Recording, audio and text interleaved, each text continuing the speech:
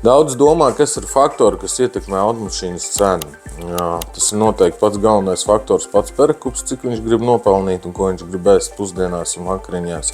Bet, ja nopietni, tad es jums pateikšu, kas tur ir. Tā ir iepirkuma cena, cik mēs esam iegādājušies automašīnu, cik viņi mums ir izmaksājusi, atvešana, sakopšana, kādi defekti ir bijuši, kas ko kā. Tā ir tirgus cena. Tirgus cenu mēs skatāmies ne tikai Latvijas tirgu, bet arī kopējo Eiropas tirgu. Tāpat tās arī tehniskais un vizuālais stāvoklis noteikti ietekmē automašīnas cenu. Jo manā pieredzē ir bijuši tādi klienti, kuri ir gatavi samaksāt vairāk, bet piemēram par vecāku automašīnu, bet kur ir labā tehniskā vizuālā stāvoklī, pierādām automašīnas vēsturi un tā tālāk. Bet būtībā galvenie faktori tas ir tehniskais, vizuālais stāvoklis, komplektācija, tirgus vērtība un kāds pieprasījums tajā automašīnai tirgu. Jo mēs zinām to, ka ir arī atsevišķi modeļi, kuri ir kā dinozauri, piemēram kā G klases, multivani, E60 bembīši, kuri maksā vienkārši kosmosu.